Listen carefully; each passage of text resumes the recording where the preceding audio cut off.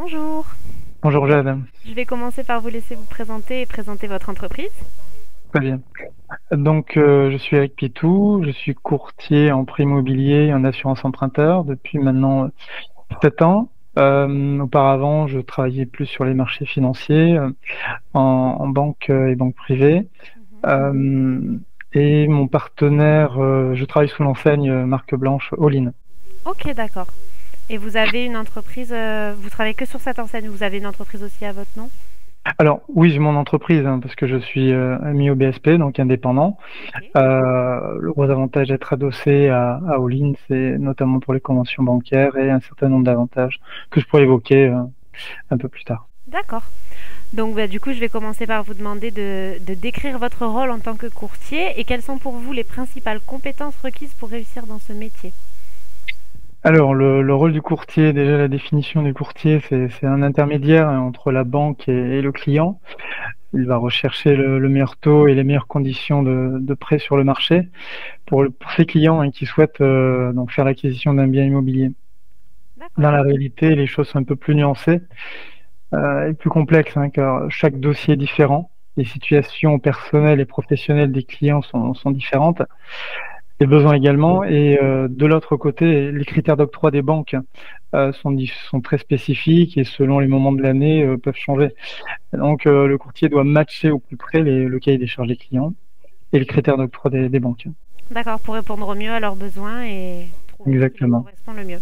Et du coup, comment vous trouvez de nouveaux clients? Est-ce que vous fonctionnez par du bouche à oreille? Est-ce que vous avez un site internet, des réseaux sociaux? Alors en effet, j'ai un côté très digital, donc j'ai un site internet. J'ai eu communiqué, je suis pas très régulier sur la partie réseaux sociaux, mais ensuite pour l'acquisition de clients, on reste sur du très basique commercial. On va chercher des apporteurs, agents immobiliers, experts comptables, D'accord. gestionnaires des patrimoines indépendants, qui nous permet d'avoir un flux de clients et de projets à financer. Ok. Et ensuite, sur le long terme, c'est la qualité et la prestation de l'accompagnement qui font que demain, on a des recommandations. Vous fonctionnez quand même avec des apporteurs d'affaires, puis après avec votre qualité, ce qui fait que vous êtes recommandé par la suite. Exactement, oui. Ok, et vous travaillez seul? Alors, je travaille seul ou ensuite on peut travailler en synergie avec d'autres métiers dans le groupe All-in. Pour schématiser, un courtier qui fait du financement immobilier Mhm. peut travailler avec ce qu'on appelle un courtier en rachat de prêt D'accord. ou un courtier en prêt professionnel lorsque ses compétences sont nécessaires dans la réalisation du projet. D'accord, ok. Du coup, vous nous avez expliqué comment vous trouvez de nouveaux clients, mais est-ce que vous avez mis en place des outils pour fidéliser vos clients ou gérer la relation que vous avez avec vos clients? Des outils de fidélisation, je ne sais pas, quelque chose. Alors, il y a des techniques et il y a des outils, en effet. Les techniques, c'est les techniques commerciales que j'évoquais tout à l'heure. Le but, c'est asseoir la satisfaction du client pour qu'il nous recommande demain. Mais pour les fidéliser, on est sur du one shot, on n'est pas sur une D'accord, relation de long terme. comme l'assurance par exemple, où on a une relation assez longue. Une fois que le client a financé son projet, il n'est pas censé revenir vers nous, sauf s'il a de nouveaux projets. D'accord. Donc c'est l'opportunité. Donc c'est garder la relation avec lui pour qu'il puisse nous recommander. Il va y avoir des newsletters aussi qui Ok. sera faite par l'enseigne.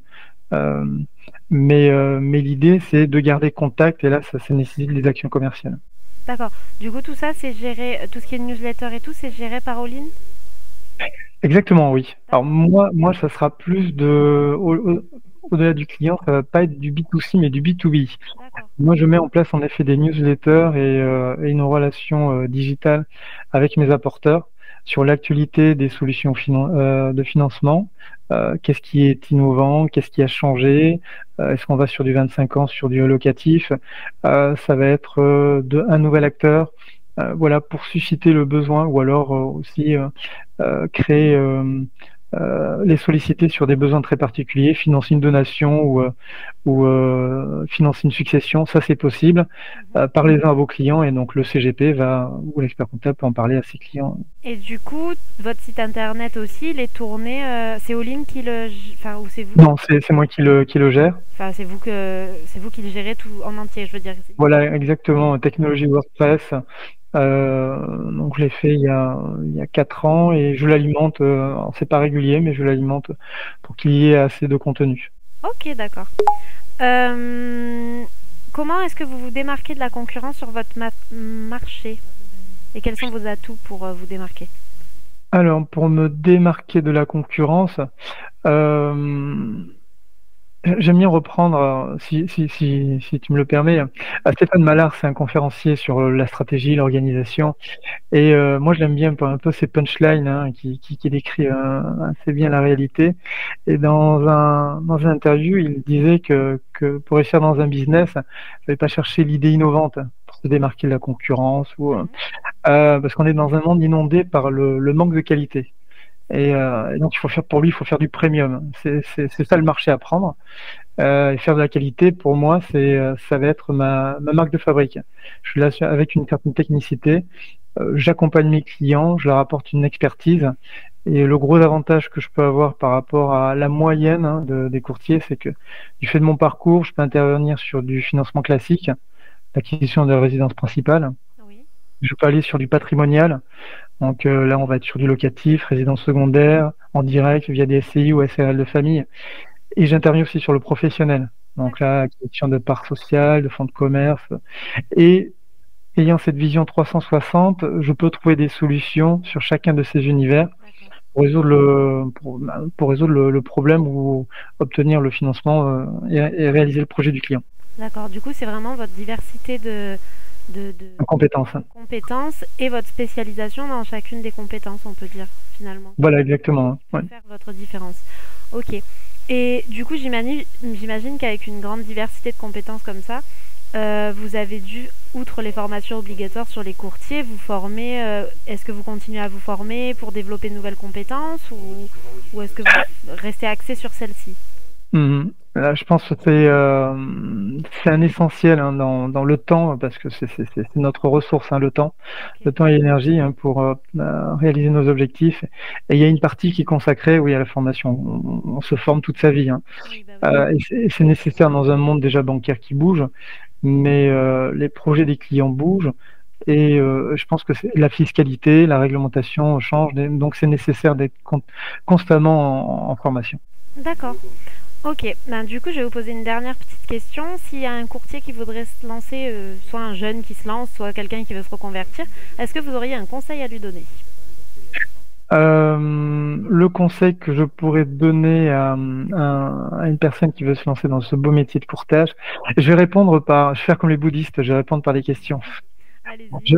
Je, je lui demanderai déjà qui vous êtes, quelle est votre personnalité, quels sont vos objectifs en termes de rémunération, d'équilibre entre vie privée, vie pro, d'où vous venez pour évaluer un peu ses compétences, son origine professionnelle, est-ce qu'il a besoin d'accompagnement et où il souhaite aller. Comment il se voit à long terme dans 10, 15, 20 ans. Pourquoi? Parce que ça va être très déterminant dans le choix du partenaire, le courtage, Ok. à moins qu'il se lance vraiment en indépendant. Mais vu le contexte et l'évolution du marché, il vaut mieux travailler adossé à une enseigne. Alors les enseignes, on les connaît tous. Hein. Bon, je parle d'Oline parce que c'est ma paroisse entre guillemets. Mais il y a CAFPI, il y a Meilleur il y a Empruntis, on les connaît tous, hein, la Centrale et ACE. Ok. Mais tous ces éléments, ça permet de déterminer euh, quel type de commercial il va être. Hein. Est-ce que ça va être plutôt un commercial assis, plutôt dossier, ou est-ce que c'est un commercial debout, plutôt terrain? Et ça, en fonction de ces éléments, c'est pas toutes les enseignes qui permettent de répondre à ces aspirations. L'équilibre entre vie privée et vie pro, c'est son objectif de rémunération, le taux de commission que lui accorde l'enseigne avec qui il travaille, lui permet d'allouer son temps entre la vie privée et la vie pro de façon plus efficiente ou pas. Ok. C'est D'accord. plein d'éléments à prendre en compte et les outils, l'accompagnement, l'organisation font que ça répondra à l'ensemble de ces questions. D'accord. Bon, mais merci beaucoup du coup pour votre retour et pour votre temps.